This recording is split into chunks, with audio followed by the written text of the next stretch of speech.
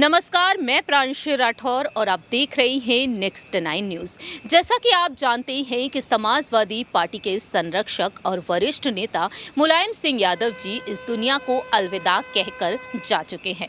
उनके गुजर जाने के बाद मैनपुरी सीट खाली हो चुकी है और अब इस मैनपुरी सीट पर, इस लोकसभा सीट पर उपचुनाव होने को जा रहे हैं। 5 दिसंबर के दिन इस सीट पर मतदान होंगे। 8 दिसंबर के दिन नतीजे सामने आएंगे और इस सीट को लेकर दावा किया गया है भारतीय जनता पार्टी की तरफ से कि इस बार इस सीट पर कमल ही खिलेगा। दरअसल साल 1996 से लेकर अब तक सपा पार्टी इस सीट पर राज करती चली आ रही है। सपा प्रमुख अखिलेश यादव ने पूरे ही परिवार की रजामंदी और पूरी ही पार्टी के यहाँ पर रजामंदी से अपनी पत्नी डिंपल यादव को प्रत्याशी बनाया है और बीजेपी की तरफ से रघुराज सिंह शाक्य को आगे किया गया है। ऐसे में देखा जाए तो डिंपल यादव डंके की चोट पर कई बड़े ऐलान करती हुई नजर आ रही हैं। कभी वह मैनपुरी पहुंच रही हैं तो कभी करहल पहुंच रही हैं और वहीं दूसरी ही तरफ देखा जाए तो यहां पर परिवार और पार्टी के जो सदस्य हैं वह जसवंत नगर सीट भी पहुंचते हुए नजर आ रहे हैं। यानी कि देखा जाए तो डोर टू डोर कैंपेन शुरू हो चुका है।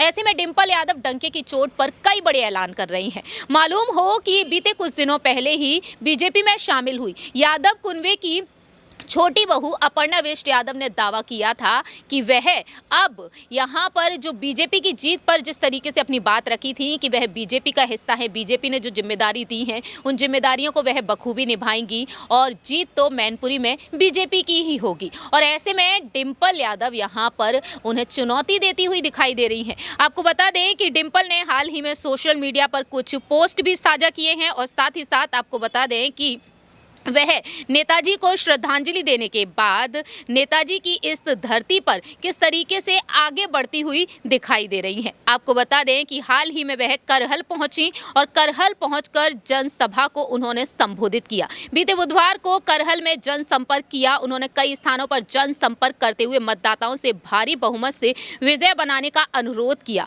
और साथ ही साथ आपको बता दें कि करहल में जगह जगह नुक्कड़ सभाओं में जनता से कहा कि हम सबके साथ और हौसले से मैनपुरी चुनाव भारी मतों से जीतेंगे। ये नेताजी को श्रद्धांजलि देने का चुनाव है। नेताजी इसी धरती से निकलकर आगे बढ़े और धरती पुत्र कहलाए। हमें पूरा भरोसा है कि ये धरती नेताजी का सम्मान बढ़ाने का काम करेगी। इस तरह से उन्होंने दिल खोलकर अपनी बात रखी और साथ ही साथ कहा कि नेताजी ने यहाँ से संघर्ष किया था। समाजवादी पार्टी जनता के लिए लड़ाई लड़ती है, संघर्ष करती है। समाजवादी पार्टी का लक्ष्य है विकास करना। हम माताओं बहनों को न्याय दिलाएंगे। हमारा विश्वास है कि मैनपुरी की जनता इस लड़ाई में हमारा साथ देगी, नेताजी की समाजवादी पार्टी को आगे बढ़ाएगी। इस तरह से डिंपल ने खुलकर अपनी बात रखी और साथ ही साथ आपको ये भी बता दें कि सोशल मीडिया पर डिंपल ने तमाम तस्वीरों को साझा किया है और लिखा है नेताजी की कर्म भूमि पर अपनों का स्नेह।